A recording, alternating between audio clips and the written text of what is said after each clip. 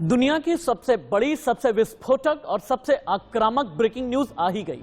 Ukraine के खिलाफ Putin ने जंग का ऐलान कर दिया है। पूर्वी यूक्रेन में रशिया ने सैन्य कार्रवाई के आदेश जारी किए हैं।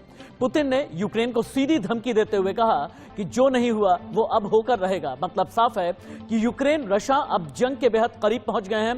नमस्ते, मैं राशिद। रशिया के राष्ट्रपति व्लादिमीर पुतिन ने साफ कह दिया कि यूक्रेन रशिया के युद्ध को अब टाला नहीं जा सकता। व्लादिमीर पुतिन की तरफ से कहा गया कि Russia special military operation launch कर रहा है। पुतिन की तरफ से यूक्रेन की सेना को कह दिया गया कि हथियार डालें, अपने घर जाएं। रशिया के राष्ट्रपति ने यूक्रेन के खिलाफ मिलिट्री ऑपरेशन का ऐलान करते हुए बड़ी धमकी दी है। इसमें कहा गया, बाहर से किसी ने भी दखल दिया तो उसे ऐसे अंजाम भुगतने होंगे जो उसने इतिहास में पहले भुगते नहीं होंगे। सभी जरूरी फैसले ले लिए गए हैं। आशा है आपने मुझे सुन लिया होगा, ये कहना है पुतिन का। अपनी इमरजेंसी स्पीच में पुतिन ने कहा, यह विवाद हमारे लिए जीने मरने का सवाल है। रशिया के सिपाही क्रीमिया के रास्ते यूक्रेन में घुसने लगे हैं। बॉर्डर पर 2 लाख से ज्यादा रशिया के सिपाही तैनात हैं। यूएन की तरफ से शांति की अपील की जा रही है। युद्ध के खतरे के बीच फ्रांस ने अपने नागरिकों से बिना देरी किए यूक्रेन छोड़ने को कह दिया है। भारत के विदेश मंत्री एस जयशंकर ने फ्रांस के राष्ट्रपति इमैनुअल मैक्रों से मुलाकात की। रशिया यूक्रेन संकट पर चर्चा हुई है। मेरी डिबेट का सवाल है, क्या पुतिन का मिशन अखंड रूस पूरा होगा? क्या पुतिन के ऐलाने जंग का मतलब थर्ड वर्ल्ड वॉर यानी तीसरे विश्व युद्ध की शुरुआत है? और सबसे बड़ा सवाल, युद्ध हुआ तो भारत पर असर क्या होगा? डिबेट ओपन करूं उससे पहले इस वक्त की महाविस्फोटक ब्रेकिंग, सबसे बड़ी खबर, बिग ब्रेकिंग। रशिया यूक्रेन विवाद पर दुनिया की सबसे बड़ी ब्रेकिंग न्यूज। यूक्रेन के खिलाफ पुतिन ने किया जंग का ऐलान। पूर्वी यूक्रेन में रशिया का सैन्य कार्रवाई का आदेश, जो नहीं हुआ वो अब होकर रहेगा, ये पुतिन ने कह दिया है। यूक्रेन पर कब्जा करने की कोई योजना नहीं है। पुतिन ने यह भी कहा, यूक्रेन नहीं माना तो जंग होकर के रहेगी। पुतिन ने सैन्य कार्रवाई की घोषणा कर दी है। इस वक्त की बड़ी खबर, पूर्वी यूक्रेन में रशिया ने सैन्य कार्रवाई का आदेश जारी कर दिया है।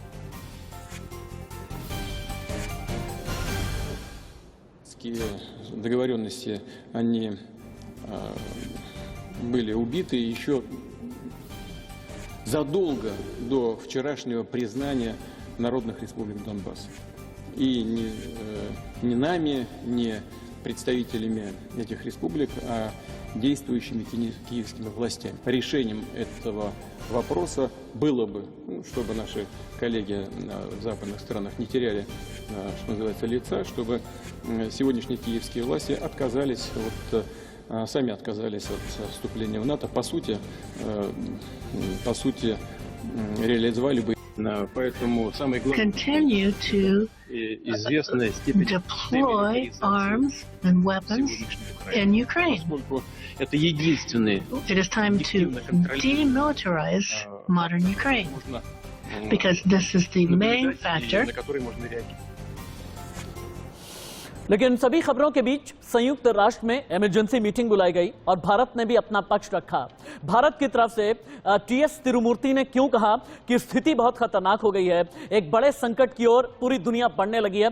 अगर पूरी तरह से देखभाल नहीं की जाती है तो दुनिया में शांति को कमजोरी मिलेगी। हालात खराब करने में योगदान देने वाले किसी भी बड़े एक्शन से बचने के लिए कैसे भारत ने दी है सलाह, अब ये देखिए। A major crisis. We express our deep concern over the developments which, if not handled carefully, may well undermine the peace and security of the region. We call for immediate de-escalation and for refraining from any further action that could contribute to a worsening of the situation. We call on all parties to exert greater efforts to bridge divergent interests. I would like to underline that the legitimate security interests of all parties should be fully taken into account.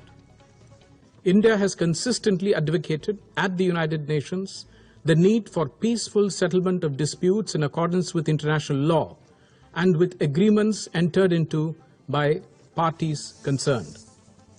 I underline once again that more than 20,000 Indian nationals, including students, are located in different parts of Ukraine, including in its border areas. We are facilitating the return of all Indian nationals, including students, as may be required. We believe that the solution lies in sustained diplomatic dialogue अगर जंग का ऐलान कर दिया गया है Putin की तरफ से, तो क्या ये माना जाए कि थर्ड वर्ल्ड वॉर की तैयारी हो गई है? थर्ड वर्ल्ड वॉर में भारत के लिए सिचुएशन किस तरीके की रहेगी? और पूरी दुनिया अगर युद्ध के मुहाने पर जाकर के खड़ी हो गई है, तो ऐसे में क्या तबाही का काउंटडाउन शुरू हो गया है? हम डिबेट को कर देते हैं ओपन। जितने भी गेस्ट हैं एक बार तुरंत ही स्क्रीन पर लेकर के आइए। Major general retired JK Parihar, आप रक्षा विशेषज्ञ हैं। Colonel retired Shivdan Singh, defence expert. Ashok Pande ji, विदेश मामलों के जानकार। अजय वर्मा जी, वरिष्ठ पत्रकार। Arvind Mohan ji, consulting editor, India news. मैं अजय जी पहला सवाल आपसे ही करूंगा। अभी तक आप ये कहते आ रहे हैं, पिछले 4 दिन से मेरी आपकी कई अलग अलग डिबेट में बात हो रही है, आप ये कह रहे थे युद्ध नहीं होगा, सिर्फ और सिर्फ शेडो बॉक्सिंग हो रही है। पुतिन ने जंग का ऐलान भी कर दिया है, कीव पर मिसाइलें दागी जा रही हैं, अलग अलग यूक्रेन के शहरों पर बैलिस्टिक मिसाइलें दागी जा रही हैं। क्या अभी भी कहेंगे शेडो बॉक्सिंग है? और अगर ये शुरुआत हो गई है युद्ध की, तो क्या दुनिया थर्ड वर्ल्ड वॉर की तरफ जा रही है? मैं अभी भी कहूंगा रशीद भाई कि ये कोई थर्ड वर्ल्ड वॉर की तरफ हम मूव नहीं कर रहे हैं, ना ही इस पे अभी वॉर होना है। अभी भी शैडो बॉक्सिंग है, ये चेस बोर्ड है जहां पॉन्स की मूवमेंट्स की जा रही हैं, पोस्चरिंग स्ट्रोंगर किए जा रहे हैं अपनी बातों को मनवाने के लिए। पुतिन साहब ने क्या कहा? Demilitarise Ukraine, Ukraine should get demilitarise, denazified, NATO का उसमें इंक्लूजन ना हो, हमारी क्रीमिया की जो हमारे जो रिकॉग्निशन हमने क्रीमा को दिया है वो माना जाए हमारे पार्ट के तौर पे। वेस्ट क्यों नहीं मान रहा? अब सवाल उठता है कि वेस्ट ने इकोनॉमिक सैंक्शंस किए हैं, क्यों किए हैं? अजय जी, जो तस्वीरें सामने आ रही है ना, उन तस्वीरों को देखने के बाद मैं ये मानने के लिए तैयार ही नहीं हूं, अगर कीव पर एक के बाद एक बॉम्बर दागे जा रहे हैं, मिसाइलें दागी जा रही हैं, बैलिस्टिक मिसाइलें दागी जा रही हैं, तो हम किस तरीके से ये मान लें? हम कैसे ये मान लें सर? हम कैसे ये मान लें कि अभी भी युद्ध नहीं होने जा रहा? जी नहीं, फुल फ्लेज्ड वॉर तो होना ही नहीं है। ये इकोनॉमिक और तेल और गैस का खेल है जिसके लिए स्टैंड स्ट्रोंगर की जा रही है, मात्र यही बात। There won't be a war, so don't worry about the third world war at least. ठीक है। मेजर जनरल जेके परिहार, क्या अभी आप भी यही कहेंगे कि अभी जंग नहीं है, अभी जंग दूर है, या फिर जंग नहीं होगी? पुतिन ने साफ ये कह दिया है। देखिए, जंग दूर नहीं है। जंग में पुतिन साहब बैठे हुए हैं। यूक्रेन का ईस्टर्न पार्ट जिसका काफी हिस्सा उन्होंने पहले ही अपने पास में कर लिया था, उसको प्रोटेक्ट करेंगे। और मैं पिछले 1 हफ्ते से लगातार कह रहा हूं कि ये जो अमेरिका सपोर्टेड यूक्रेन गवर्नमेंट है, इसको जाना ही पड़ेगा। और आज आप देखिए 24 फरवरी है, तो 5 मार्च तक शायद यूक्रेन की कीव पे नई सरकार बैठी नजर आएगी। मुझे लगता है ये ऑपरेशन बिल्कुल बांग्लादेश ऑपरेशन जैसा ही चल रहा है। यूक्रेन जो नाटो में जा रहा था वो सब खत्म होगा। और जो बिडेन में इतनी हिम्मत ही नहीं है कि अपनी फोर्सेज वहां से लाके वो यूक्रेन के लिए सपोर्ट दे सके। लॉजिस्टिक्स इतने मोबिलाइज करने के लिए आपको कम से कम 3 महीने लगते हैं, मिनिमम 3 से 6 महीने, तब जाके आप करते हैं। और 1:6 का रेशो चाहिए। अगर रशिया ने 2 लाख वहां लगाए तो आपको 12 लाख की फोर्सेज जमाने के लिए, डिप्लॉय करने के लिए टाइम ही नहीं है। उनको पता है कि वो कुछ करेंगे ही नहीं। तो थर्ड वर्ल्ड वॉर होना नहीं है। यूक्रेन की ये गवर्नमेंट जाने वाली है और वहां पर जो है रशियन सपोर्टेड रहेगा। नाटो वगैरह सबको वहां से विड्रॉ करना पड़ेगा। देख लीजिए 5 से 11 मार्च के बीच में ये सब कुछ हो जाएगा। यूएन कुछ नहीं कर सकता है। वीटो पावर रशिया और चाइना के पास में, कोई सैंक्शन यूएन लगा ही नहीं सकता है। और अमेरिकन सैंक्शंस का इतना असर इस पर गिरेगा नहीं, बिकॉज जो ओलंपिक के नाम पे अगर पुतिन साहब वहां शीपिंग के साथ में लंबे बात गए तो वहां कोई खेल देखने नहीं गए थे, वो खेल करने की तैयारी करने। मैं एक चीज ये समझना चाहता हूं कर्नल शिवदान, मैं एक चीज ये समझना चाहता हूं कि असल में पुतिन की नीयत क्या है। मैं समझना इसलिए चाहता हूं, क्या पुतिन वाकई में रशिया को दुनिया में महाशक्ति बनाना चाहते हैं, या मॉस्को पर यह चाहते हैं, यानी रशिया पर यह चाहते हैं कि अपना कब्जा किसी भी तरह से पुख्ता करके रखा जाए, रशिया को अखंड रूस का एक सपना दिखाया जाए, रशिया को वापस से यूएसएसआर यानी सोवियत संघ का सपना दिखाया जाए, जिसमें जितने भी मुल्क हैं यूएसएसआर के साथ में रहा करते थे, इन सभी मुल्कों को यह बताया जाए कि वर्चस्व की जंग में अगर रहना है तो फिर पुतिन के अंडर में ही रहना है, पुतिन के कंट्रोल में ही रहना है। क्या पुतिन की नीयत कुछ ऐसी है? देखिए, आज के जमाने में जो आर्थिक हित सबसे ज्यादा ऊपर रखे जा रहे हैं जी, यदि जो देश महाशक्ति कहलाएगा विश्व में, हाँ, उसका आर्थिक विकास भी उसी प्रकार से होगा। हाँ, और सारे देश उसको स्वीकार करेंगे, उसके आर्थिक आयात निर्यात को भी। ठीक है। तो पुतिन साहब को जब से रूस की अर्थव्यवस्था डामाडोल हुई है, तब से उन्हें यह भी विचार सता रहा है कि वो दोबारा से विश्व शक्ति बने हाँ। जिससे पूरे विश्व में उसका वर्चस्व फैले। हाँ। और यूक्रेन, आपको याद होगा, पहले रूस का ही हिस्सा था, जैसे बांग्लादेश और पाकिस्तान पहले भारत का हिस्सा थे। और कर्नल शिवदान, बांग्लादेश बिल्कुल में, सीधे मैं ये पूछना चाहता हूं, कर्नल शिवदान, मेरा सवाल बिल्कुल सीधा यह है कि जंग होगी या नहीं होगी? देखिए, क्या जंग शुरू हो गई या नहीं हो नहीं गई? होगी जी, फुल फ्लैश वॉर नहीं होगी। अच्छा, ये इसी तरह से छापामार टाइप का युद्ध चलता रहेगा। रूस जो विद्रोही है यूक्रेन के, लेकिन अशोक पांडे जी, अगर जैसा कि कर्नल शिवदान कह रहे हैं कि छापामार युद्ध चलता रहेगा, जैसा कि अजय जी ने ये कहा है कि शैडो बॉक्सिंग चलती रहेगी, लेकिन अगर पीछे जाकर के मैं देखता हूं, रशिया का इतिहास और पुतिन का इतिहास अपने आप में कई कहानी बयां करता है। अशोक जी, साल 2008 जॉर्जिया पर हमला किया, साउथ ओसेशिया और अबखाज को आजाद करा दिया, 2014 क्रीमिया पर कब्जा कर लिया, डोनेस्क लुहांस्क को आजाद करा दिया। क्या आपको वाकई में लगता है कि रशिया इतने भर में बैठने वाला है कि बस एक भौकाल सा दिखाएंगे या एक धमकी सी देंगे और आगे बड़ा युद्ध नहीं लड़ेंगे? बड़ा युद्ध होगा या फिर नहीं होगा? हाँ, देखिए राशिद साहब, जो हमारे मेहमानों ने बात कही और आप जो कह रहे हैं, उसमें से बात ये निकल रही है कि रशिया अपने वर्चस्व को पुनर्स्थापित करने के लिए किसी हद तक जा सकता है। ठीक है। अब अगर उसे हम लोकलाइज्ड माने, शैडो बॉक्सिंग माने, छापामारी माने, अशोक सर, इसे वर्चस्व कहें या चीन जैसी विस्तारवादी नीति कहें? वो वर्चस्व का अगला पड़ाव विस्तारवादी ही होता है, क्योंकि आदमी की इच्छाएं रुकती नहीं है।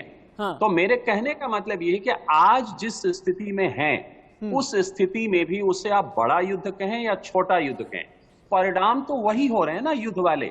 आप देखिए, ये भी स्थिति चलती रही तो कम से कम 50 लोग यूक्रेन से विस्थापित हो जाएंगे। हाँ। 1.5 लाख लोग भुखमरी से वैसे ही मर रहे हैं, दवाइयों से मर रहे हैं, हजारों स्कूल्स कॉलेजेस बंद हो गए। तो युद्ध बड़ा हो या छोटा हो, क्या होता है उसका परिणाम? इसका परिणाम तो यही होता है ना। तो वो परिणाम तो भुगतना पड़ ही रहा है और उसकी अंतरराष्ट्रीय व्यवस्था पर भी प्रभाव पड़ेगा बहुत जल्दी, हफ्ते 2 हफ्ते में आप देखेंगे। तो मेरे कहने का मतलब यह है कि संयुक्त राष्ट्र संघ अपनी अस्मिता खो चुका है। दुर्भाग्य की बात यह है कि संयुक्त जो सिक्योरिटी काउंसिल की प्रेसिडेंसी भी रशिया के सामने है इस समय। मतलब आप देखिए, आप रशिया का क्या कर सकते हैं। तो और बाइडेन साहब के बारे में जो बताया जा रहा है, वो तो बिल्कुल निष्क्रिय हैं, कोई दबाव नहीं है। तो इस बात को, पुतिन साहब को रोकने के लिए जो भी प्रभावशाली शक्तियां हैं, वो इस समय अपना काम नहीं कर पा रही। अरविंद जी, ये बड़े दुख।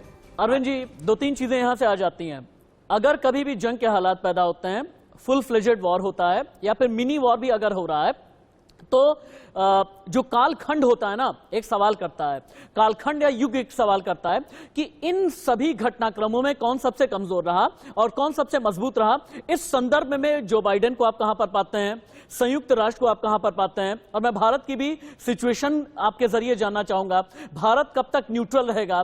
क्योंकि रक्षा व्यापार के लिए रशिया की तरफ देखना है, अगर चाइना से मुकाबला करना है, अगर क्वाड में मजबूत होना है, अमेरिका की तरफ देखना है। रशिया को हम नाराज कर नहीं सकते और अमेरिका में इस तरह का मैसेज दे नहीं सकते कि हमारी बायसनेस रशिया की तरफ है। तो ऐसे में कमजोर कौन और मजबूत कौन? देखिए, ये कमजोर मजबूत होने की लड़ाई है। ये असल में कमजोर कौन और मजबूत कौन, अभी की जो स्थिति है वो स्थिति नहीं रहनी है और उस स्थिति को बदलने की ही लड़ाई है ये। और ये तय मानिए कि लड़ाई फुल फ्लेजेड हो या कम हो, छोटी हो, इसमें जो जितना कमजोर है उसको उतना ज्यादा नुकसान होना है और जो जितना मजबूत है वो उतना ही और ताकत पाएगा। अमेरिका बाइडेन बड़े कमजोर दिख रहे हैं आज की तारीख में, या लड़ाई की भाषा उस तरह से नहीं बोल रहे हैं जैसे पुतिन बोला करते हैं।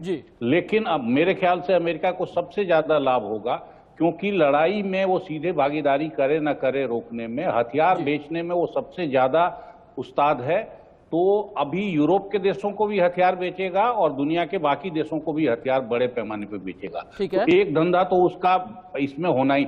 रूस उतने बड़े पैमाने पर हथियार नहीं बेच पाएगा। रूस अगर ताकतवर साबित हुआ, और जैसा अभी कह रहे हैं लोग कि यूक्रेन से वो सरकार बदलवा ले, अपने मतलब की सरकार ले ले, ये सब कर सकता है। हालांकि ये भी आसान नहीं है, क्योंकि नाटो देश जो हैं या यूरोप के जो देश हैं वो इतनी आसानी से यूक्रेन को छोड़ेंगे नहीं, क्योंकि उससे उनका इंटरेस्ट जुड़ा हुआ है, खासतौर से गैस का। नेचुरल गैस का जो यूरोप का सारा बिजनेस है वो यूक्रेन से जुड़ा हुआ है, तो वो भी आसानी से नहीं। लेकिन मेरा ये कहना है कि इसमें जो जितना कमजोर है उतने ही ज्यादा सफर करेगा, और जो जितना ताकतवर है उसकी ताकत इस लड़ाई का उतना ही लेगा। भारत जैसे देश के लिए जो अभी तक इसमें सीधे किसी तरह से इन्वॉल्व नहीं है, उसकी परेशानियां बढ़नी शुरू हो गई हैं ऑलरेडी। तो युद्ध का ये सब असर अलग से आता है, और भारत अपने को बड़े मजबूत जो भी दावा करते रहे, लेकिन असलियत यही है कि हमारी आर्थिक स्थिति कैसी है ये बहुत छुपी नहीं है। एकदम ठीक आप कह रहे हैं सर। मैं हेडलाइंस शुरू हुआ है अरविंद सर, और ज्यादा आपकी इजाजत से, अरविंद सर आपकी इजाजत से मैं एक बार हेडलाइंस ले लेता हूं, उसके बाद यहीं से आप अपनी बात आगे बढ़ाइएगा। भारत की स्थिति किस तरीके की हो जाती है अगर रशिया और यूक्रेन के बीच में जंग शुरू हो गई है? तो पुतिन जंग का कैनवास कितना बड़ा करके रखेंगे? नाटो फौजें किस तरह का जवाब देंगी? यह सबसे बड़ा सवाल है। और बाइडेन अभी भी अग्रेसिव क्यों नहीं हो पा रहे हैं? क्या यह माना जाए कि बाइडेन हाल के दिनों में अमेरिका के इतिहास के सबसे कमजोर राष्ट्रपति हैं? पुतिन जंग के लिए किस हद तक जाएंगे? पुतिन अपने वर्चस्व के लिए किस हद तक जाएंगे? पुतिन यूक्रेन पर हमला तो करा दिया है, लेकिन कीव के अलावा बाकी शहरों का क्या होगा? और यूक्रेन में अभी भी जितने हिंदुस्तानी फंसे हैं, चाहे वो छात्र हैं या बाकी जितने भी हिंदुस्तानी, उनका क्या होने वाला है? और जंग के बाद फिर दुनिया किस मुहाने पर जाकर के खड़ी हो जाएगी? यह सब कुछ और भी बहुत कुछ, आगे बढ़े उससे पहले हेडलाइंस एक बार फिर से गेस्ट पैनल को ओपन कर देते हैं, क्योंकि जंग का ऐलान कर दिया गया है रशिया के राष्ट्रपति व्लादिमीर पुतिन की तरफ से, और यूक्रेन ने सीधे तौर पर यह कह दिया है कि कीव में और बाकी भी यूक्रेन के कई ऐसे शहर हैं जहां पर बैलिस्टिक मिसाइल से हमला किया गया है। अजय वर्मा जी, जब पीछे हम जाकर के देखते हैं ना, तो सब कुछ नजर आता है 1991 तक रशिया नहीं था, बल्कि यूएसएसआर हुआ करता था, यानी सोवियत संघ हुआ करता था। विघटन हुआ, उसके बाद 15 देश बन गए। Latvia, Lithuania, Estonia, Belarus, Kazakhstan, Moldova, Armenia, Tajikistan, Kyrgyzstan, Uzbekistan, Turkmenistan, Ukraine. इनमें से यूक्रेन हमेशा ही मुखालफत के मुहाने पर खड़ा रहा, लेकिन बाकी देशों का क्या बाकी देश अखंड रूस अभी भी चाहते हैं या नहीं? अगर नहीं चाहते तो फिर क्या माना जाए कि अभी पुतिन के सपनों पर पलीता लगना बाकी है? देखिए, पुतिन की कोशिश, मैंने 2 दिन पहले भी कहा था कि revival of the USSR glory. दूसरी चीज है कि पुतिन को इंटरनल डायनेमिक्स को भी अपने कब्जे में, अपने तौर पे चलाना है। ठीक है, बीइंग द प्रेसिडेंट, एक पावर, एक राजनयिक होने के कारण इंटरनल डायनेमिक्स अगर हाथ से बाहर निकल जाता है, particularly on the economic front, तो उनकी एक कोशिश है कि इंटरनली भी उनको देखा जाए as a powerful person in power, in governance. ठीक है। दूसरी तरफ ग्लोबल डिप्लोमेसी में भी उनको अपना एक चेहरा चमकाना है, बिकॉज रिवाइवल ऑफ यूएसएसआर के लिए जरूरी है। जहां तक यूक्रेन का सवाल है, यूक्रेन को वो कभी बर्दाश्त नहीं करेंगे कि नाटो के साथ रहे। और बाइडेन की जहां तक सवाल आपने कहा, इसके पहले जो सवाल उठाया था बाइडेन पे, तो बाइडेन को भी पता है कि उनके स्टेप्स जो हैं उतने कारगर नहीं होंगे, क्योंकि कहीं ना कहीं उनको वो जो एक सपोर्ट मिलना चाहिए यूरोपियन यूनियन से, वो शायद नहीं मिल रहा है। ठीक है, ठीक है। अशोक पांडे सर, अब यहां पर एक सवाल ये पैदा हो जाता है कि पुतिन है कैसे? पुतिन के बारे में कहते हैं कि बहुत जिद्दी हैं पुतिन। जब 16 साल केजीबी में रहे तब भी अपनी जिद के लिए जाने गए। 1999 में रशिया के राष्ट्रपति बने, 2004 में दोबारा राष्ट्रपति बने, 2008 से 2012 तक पीएम इसलिए रहे क्योंकि संविधान इजाजत नहीं देता था कि प्रेसिडेंट बने रहें, और 2012 में फिर से प्रेसिडेंट बने। 2020 में रशिया के संविधान में बदलाव किया और 2036 तक राष्ट्रपति बने रहने का अपना दरवाजा खोल करके रखा।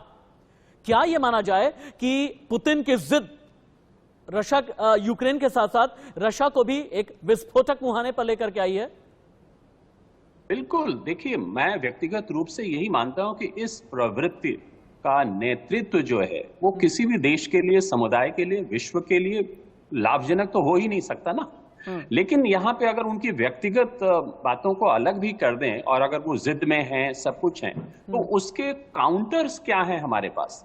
दुर्भाग्य की बात तो यही है ना कि काउंटर्स नहीं है हमारे पास। देखिए, इस तरह के मामलों में एक बड़ी कूटनीति और मध्यस्थता, जिसकी चर्चा मैं पहले भी कर चुका हूं, ये दोनों का अभाव दिख रहा है। आप जो दूसरी फोर्सेस हैं, अमेरिका, ईयू और नाटो, वो प्रभावशाली नहीं हो पा रहे हैं, तो इसलिए इनका ये हौसला बढ़ता जा रहा। अभी आज की बात देखिए कि सैंक्शंस लगे हैं। अब वो सैंक्शंस का क्या प्रभाव है इनके ऊपर? आप इनको स्टॉक एक्सचेंज में सिक्योरिटी बॉन्ड नहीं लेने देंगे, $600 बिलियन US से ज्यादा उनके इंटरनेशनल रिजर्व्स हैं। अभी एक गैस पाइपलाइन थोड़े दिनों तक रुक गई, उसका कुछ असर नहीं पड़ने जा रहा। रूस के बड़े बड़े बिजनेसमैन को आप ट्रैवल में रोक दें, ये रोक दें, क्या फर्क पड़ रहा है उससे आज की तारीख। तो इसलिए उसको काउंटर करने के लिए अभी कुछ नहीं हो रहा। संयुक्त राष्ट्र संघ क्या कह रहा है, मैं देख रहा हूं कि सारी दुनिया उनसे गुहार कर रही है कि पुतिन साहब प्लीज, क्या इस तरह से हम युद्ध को रोक पाएंगे। ठीक है, ठीक है।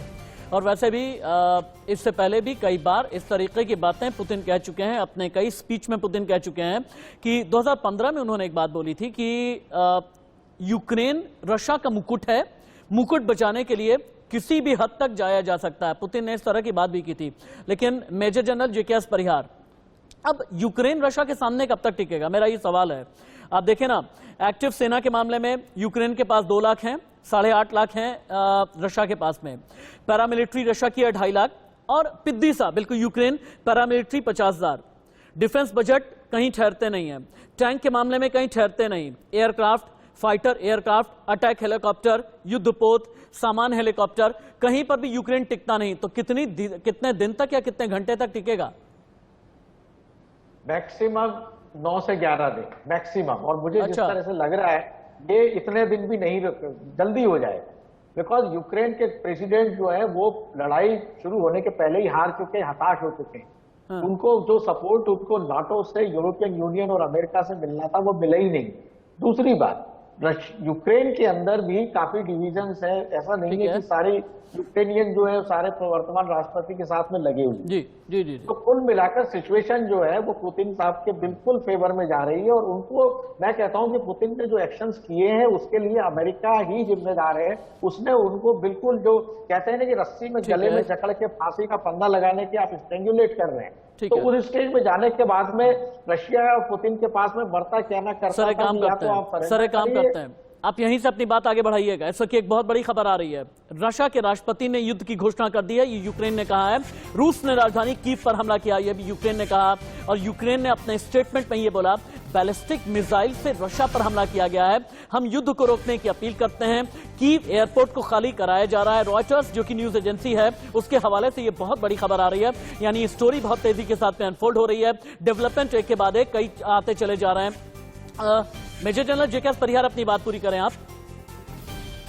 तो मैंने आपको कहा है कि ये इतना लंबा चलेगा ही नहीं। वैसे भी जो एस्टिमेट था कि 11 दिन का वार में यूक्रेन पूरा सरेंडर कर देगा, मगर जिस तरह से तेजी से सिचुएशन चेंज हो रही है, मुझे लगता है कि ये 1 हफ्ता तो बहुत ज्यादा टाइम है। आपने बहुत बड़ी बात बोली कि 9 से 11 दिन में सब कुछ खत्म हो जाएगा, या तो यूक्रेन सरेंडर कर देगा। अब सवाल ये पैदा होता है कि अजय वर्मा जी, यूक्रेन अगर सरेंडर करेगा तो क्या अमेरिका सरेंडर करने भी देगा?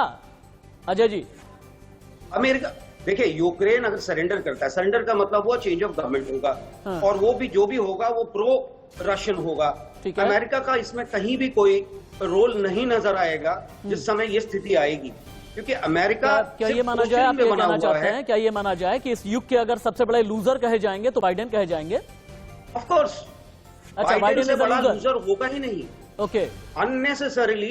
अननेसेसरीली अफगानिस्तान वाली स्थिति ये पैदा करने की कोशिश अगर बाइडेन लूजर है, कर्नल शिवदान, अगर बाइडेन लूजर हैं तो नाटो कितनी मजबूती के साथ में यूक्रेन के साथ में खड़ा नजर आएगा? क्या नाटो की तरफ से, मैं अगर ब्रिटेन की बात करता हूं, अगर फ्रांस की बात करता हूं, बाकी 30 मुल्कों की बात करता हूं, कौन कौन यूक्रेन के साथ में वाकई में खड़ा होगा? देखिए, मैं आपको साफ करना चाहता हूं जी कि विश्व के किसी भी हिस्से में जब लड़ाई हुई है, तो मेन बैटल फ्रंट पर कंसर्न देश के सैनिकों को ही लड़ना पड़ता है। ठीक है। किसी भी देश की सेना आकर के फ्रंट पर यूक्रेन के लिए युद्ध नहीं करेगी। ये नेटो सपोर्ट उनको परोक्ष रूप से ही मिलेगी। ये नेटो देश उसको हथियार सप्लाई कर देंगे, गोला बारूद सप्लाई कर देंगे, मॉरली उसका मनोबल बढ़ाते रहेंगे, आर्थिक मदद कर देंगे, पर किसी के भी सैनिक यूक्रेन की सीमा पर रूसी सेना से युद्ध नहीं करेंगे। अब यहाँ पर बात आ जाती है कि जिद पर कौन खड़ा है। अशोक जी, वापस से आपको मेरी डिबेट में लेकर के आते हुए, अशोक जी, रशिया का राष्ट्रपति बनने के बाद से ही व्लादिमीर पुतिन कई बार कह चुके हैं कि सोवियत संघ का विघटन एक ऐतिहासिक भूल यानी हिस्टोरिक ब्लंडर रहा।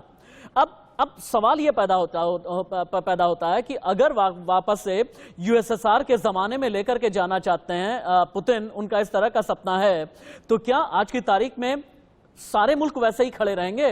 अब 15 जो विकसित होकर के अलग अलग मुल्क बने, लातविया है, कजाकिस्तान है, अजरबैजान है, किर्गिस्तान है, तुर्कमेनिस्तान है, जॉर्जिया है, खुद रशिया है, बेलारूस है, एस्टोनिया है। चलिए, बेलारूस को तो 491 अरब डॉलर की मदद दे दी, वो तो खड़ा भी हो जाएगा, लेकिन बाकी मुल्क क्या वाकई में फिर से अखंड रूस के लिए खड़े भी होंगे? पुतिन बस अपना सपना पाल ही रहेंगे, या फिर एक तरीके से ये एक इमेज देने की कोशिश है कि देखो, अगर सपना अखंड रूस का रखता हूं तो मैं रखता हूं?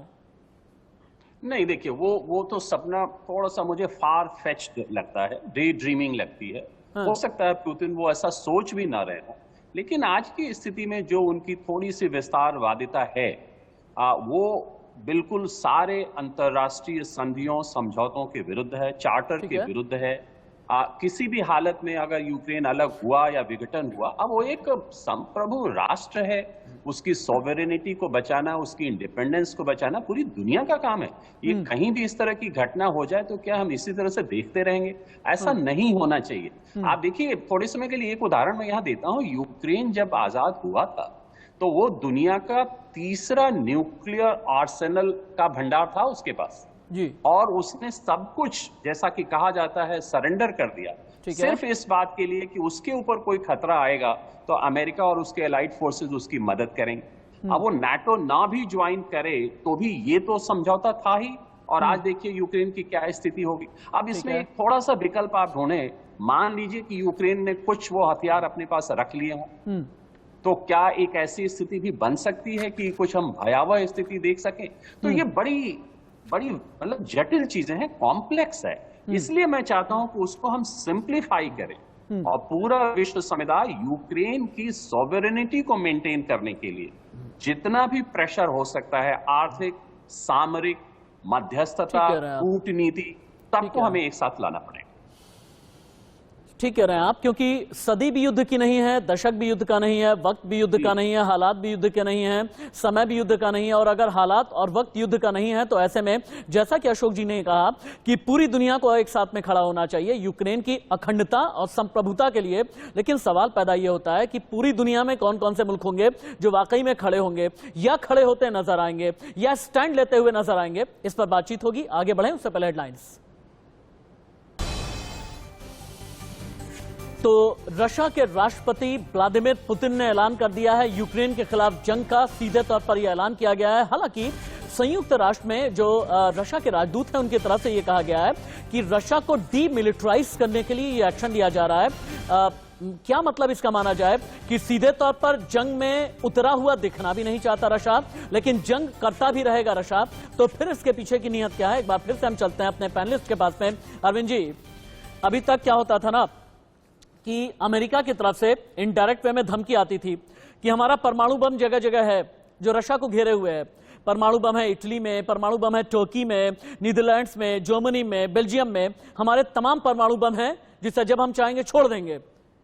क्या परमाणु बम अमेरिका के फुस हो गए? देखिए, परमाणु बम की नौबत ना आए, यही कल्पना करनी चाहिए। लेकिन अमेरिका या यूरोप आसानी से चीजों को छोड़ देगा पुतिन के एक सनक के पीछे। और पुतिन की सनक यही है कि पुराना सोवियत संघ उनके कहीं हैंगओवर उनके दिमाग में है, और अपने देश की सारी संस्थाओं को वो एक तरह से तहस नहस कर चुके हैं जी। पुतिन को या दुनिया को ये याद रखना चाहिए कि यूरोप बढ़ा या अमेरिका बढ़ा तो उसके पीछे आर्थिक ताकत बहुत बड़ी थी। अभी रूस की ताकत पुराने सोवियत संघ को खड़ा करने या पुराने वार्सा वाले ब्लॉक जैसा कुछ खड़ा कर लेने की नहीं है। वो पुरुषार्थ अभी पुतिन के या रूसी समाज के, रूसी बिजनेस हाउसेस को अभी वो करना होगा, और बाकी लोग उनको आसानी से छोड़ देंगे, क्योंकि वो जैसा सब जानते हैं कि यूरोप का सारा कुछ, खासतौर से गैस का सर्दियां काटने का काम, वो काफी कुछ यूक्रेन पर निर्भर करता है। हम सब लोग जब एमए में पढ़ते थे यूरोपियन हिस्ट्री, तो आपस की चर्चा में बच्चे ये करते थे कि क्रीमिया वार में मत फंसो, क्योंकि क्रीमिया वार में फंस के सवाल जो है वो बहुत मुश्किल हो जाता है। क्रीमिया वार लगातार एक ऐसा, और क्रीमिया वार एक ऐसा, या वो ज्योग्राफिकल इलाका ऐसा एक लुभावना इलाका है सोवियत संघ के लिए भी और बाकी लोगों के लिए, मैंने रूस के लिए भी, बाकी लोगों के लिए भी, जो कई दरवाजे खोलता है। ठीक है, लेकिन वो इलाके की बनावट और वहां के लोगों का जीवट मैं कहूँगा वो ऐसा है कि जो जाता है वो वहां उलझता है। तो अगर पुतिन को ये भ्रम है कि वो एक आध इलाकों में कहीं अपना असर बढ़ा चुके हैं तो वो यहाँ भी कर लेंगे, मुझे लगता है ये उनके लिए मुश्किल साबित होगी। और सिर्फ लेकिन मुश्किल यही है कि अकेले उनकी मुश्किल नहीं है, अभी वो जो कर रहे हैं उसका यूरोप और सारी दुनिया पे बहुत बुरा असर होना शुरू हो चुका है और होगा। तो दुनिया को ये कोशिश करनी चाहिए कि ये चीजें न होने दे, खास तौर से जो व्यवस्थाएं बनी हुई हैं, जो जिन बातों पे यूक्रेन से दुनिया की सहमति है उसको लागू कराने की कोशिश होनी। हालांकि देखिए ना, हिंदुस्तान में शेयर बाजार गिरता जा रहा है। हालांकि शेयर बाजार को पूरी इकोनॉमी नहीं माना जा सकता, मैं ये कैटेगोरिकली कह देता हूं, लेकिन फिर भी इकोनॉमी का एक स्मॉल बैरोमीटर शेयर बाजार को जरूर कहा जाता है। सवाल ये पैदा होता है कि क्या कच्चा तेल, इसकी कीमत $120 प्रति बैरल अगर जाती है तो भारत में पेट्रोल डीजल कितना ज्यादा अप चला जाएगा, सीएनजी, पीएनजी, एलपीजी यानी घरेलू गैस की कीमत कितनी ज्यादा बढ़ जाएगी, इस सभी का इंतजार है। लेकिन अजय जी, बाइडेन को एक बात कचोटती तो होगी मेरे ख्याल से, जब डोनाल्ड ट्रंप अपने घर में बैठे बैठे एक तंज कसते हैं, पुतिन तो जीनियस आदमी है भाई, सही वक्त पर हमला करने के लिए तैयार है, तो बाइडेन को अंदर अंदर ये बात कचोटती तो होगी अजय जी। किसी को भी कचोटती होगी, बाइडेन को ही क्यों। और बाइडेन को पता है कि उन्होंने एक स्टेप तो ले लिया, वापस लेना बहुत मुश्किल है उनके लिए आज की तारीख में, क्योंकि पुतिन ने जो स्टेप लिया है वो बहुत ही सोचा समझा एक मूव है। मे भी जैसा अभी अरविंद जी बता रहे थे कि कोशिश हो सकती है कि एक ब्लॉक, ईस्टर्न ब्लॉक वार्सो की तरह तैयार करने की, ये एक इकोनॉमी पे, मतलब कहने का मतलब इकोनॉमिक और डिप्लोमेटिक फ्रंट पे एक ब्लॉक बनाने की पुतिन की सोच हो सकती है। बाइडेन के लिए ये मुश्किल था, बाइडेन इसको पचा नहीं पा रहे थे, उन्होंने स्टेप तो ले लिया। अब आज की तारीख में वो चेहरा कहां छिपाएंगे, तो आगे बढ़ना ही है, तो पोजीशन को और मजबूत कर रहे हैं। ठीक है, एंड ऑफ कोर्स उनको भी पता है कि फोर्सेस यूक्रेन तक वो नहीं पहुंचा सकेंगे।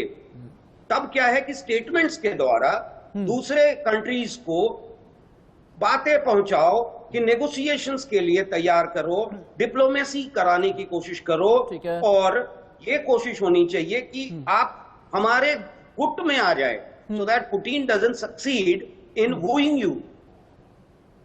ठीक है, ठीक है। वैसे भी कहते हैं जब भी युद्ध, बड़े युद्ध होते हैं ना, तो हर मुल्क ये सोचने में लग जाता है, जो सीधे तौर पर युद्ध में उतरा रहता है, कि हमारे गुट को कितना मजबूती मिल जाए और हमारे गुट के साथ में कितने ज्यादा दुनिया के मुल्क आ जाएं। लेकिन इन सभी के साथ साथ मेजर जनरल जेके परिहार, हालांकि मेरा सवाल हाइपोथेटिकल भी है और शायद थोड़ा सिली भी है, ये कहते हुए मैं ये सवाल कर रहा हूं।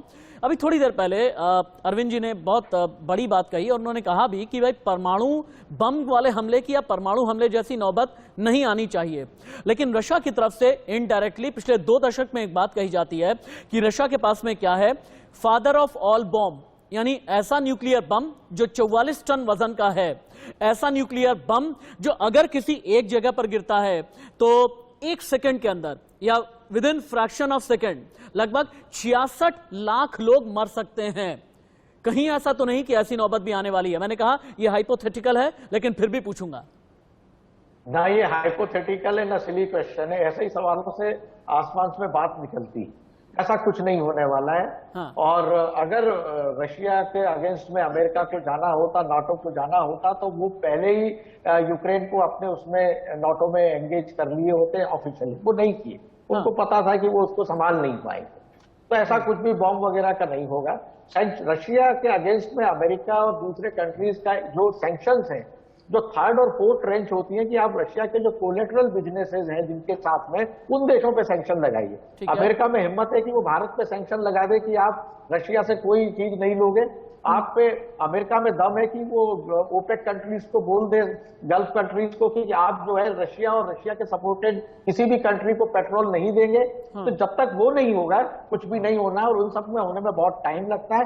तब तक तो पुतिन साहब अपना खेल कर चुके हैं। कर्नल शिवदान, अगर पुतिन साहब तब तक अपना खेल कर देंगे तो जो भी जितनी भी जंग लड़ी जा रही है या जितनी भी जंग शुरू हुई है, इसकी ग्रेविटी और इंटेंसिटी यानी वजन और तीव्रता कितनी होगी? देखिए, मैं ये बताना चाहता हूं कि इसका उदाहरण मैं भारत पाकिस्तान को लेता हूं। जी। भारत ने पाकिस्तान को चेता दिया था कि यदि तुम एक न्यूक्लियर बॉम्ब हमारे खिलाफ प्रयोग करोगे तो भारत के नक्शे, विश्व के नक्शे से पाकिस्तान मिट जाएगा। ठीक है। इसी प्रकार से यदि रशिया ने किसी न्यूक्लियर बॉम्ब का प्रयोग करने की कोशिश की तो अमेरिका और उसके साथ ही रशिया को इतना डैमेज पहुंचा देंगे कि रशिया नाम का देश विश्व के नक्शे पर नहीं रहेगा। यही जो डेंजर है, यही जो इस परमाणु बम की जो मार है, उसके कारण परमाणु बम बन तो गए हैं पर कोई इसका प्रयोग नहीं करेगा। ठीक है अशोक पांडे जी, अब भारत की स्थिति कूटनीतिक तौर से क्या है और क्या होनी चाहिए, इसके बारे में थोड़ा सा आप बताएं। जैसा कि थोड़ी देर पहले मैंने कहा, इसको थोड़ा सा और इलैबोरेट करके मैं सामने आपके रखता हूं। भारत रशिया का विरोध नहीं करेगा क्योंकि रूस भारत का सबसे बड़ा हथियार सप्लायर है। भारत रशिया का विरोध नहीं करेगा क्योंकि रशिया के साथ में रक्षा व्यापार 15 अरब डॉलर का है। रशिया के साथ में व्यापार 2020 तक 9.31 अरब डॉलर का रहा। लेकिन अमेरिका का भी विरोध नहीं करेगा क्योंकि 2019 तक 146 अरब डॉलर का व्यापार, रशिया से 15 गुना ज्यादा व्यापार और रक्षा व्यापार 21 अरब डॉलर का। तो भारत कूटनीतिक तरीके से ये मध्य मार्गी कैसे बनेगा? देखिए, भारत की यही तो शक्ति रही है और आज की कूटनीतिक व्यवस्था में पावर ऑफ परसुएशन ये सबसे बड़ी बात होती है। ठीक है। और ये भारत को कोई भी इस बात का आरोप नहीं लगाएगा कि आप अपने हितों को सर्वोपरि क्यों रख रहे हैं। क्यों नहीं रखेंगे, हम तो रखना ही है हमें। लेकिन भारत के पास इस समय पावर ऑफ परसुएशन है। भारत भी एक महाशक्ति के रूप में उभर रही है और भारत की बात का वजन होगा। इसलिए मैं चाहता हूं कि जो अभी हमारी स्टेटेड पोजीशन है उसमें थोड़ी सी हमें एक लेवल पे एस्केलेट करके उसे एक पावर ऑफ परसुएशन की तरफ ले जाना चाहिए। अभी जो हमारे वक्तव्य आ रहे हैं वो बिल्कुल ठीक हैं, लेकिन वो एक बड़ी सीधी सोची समझी एक डिप्लोमेटिक लैंग्वेज है। लेकिन उसमें कहीं ना कहीं हमें अपने एजिटेशन को, अपनी एंजाइटी को उसमें लाना पड़ेगा, जिससे कि हम एक पावर ऑफ परसुएशन का सेंटर बन सके। ठीक है, बहुत शुक्रिया आप सभी मेहमानों का। मेजर जनरल JKS परिहार, कर्नल शिवदान, अशोक पांडे जी, अरविंद मोहन जी और अजय वर्मा जी, बहुत बहुत धन्यवाद। अपना बेशकीमती समय मेरे लिए, मेरी डिबेट के लिए और मेरी टीम के लिए आपने निकाला, बहुत बहुत शुक्रिया आप सभी का। लेकिन इतना जरूर है कि अगर रशिया और यूक्रेन के बीच में जंग शुरू हो गई है तो यूक्रेन क्या करेगा, सबसे बड़ा सवाल। इंडिया न्यूज बताएगा और दिखाएगा। अमेरिका रिटेलिएट करेगा या नहीं, अगर करता है तो फिर संग्राम कितना भीषण होगा, सबसे बड़ा सवाल। और पूरी दुनिया के लिए, व्यापार से लेकर के आर्थिक जगत तक, और भारत के लिए महंगाई से लेकर के पेट्रोल, डीजल, CNG, PNG, घरेलू गैस यानी LPG, इन सभी में महंगाई का कितना बड़ा दौर आने वाला है, वक्त आने वाला है। इन सभी पर इंडिया न्यूज की नजर रहेगी। और जैसा मैं हमेशा कहता हूं, बिना ड्रामा, बिना TRP, सच्ची खबर, पहली खबर, सटीक खबर, सिर्फ और सिर्फ इंडिया न्यूज पर।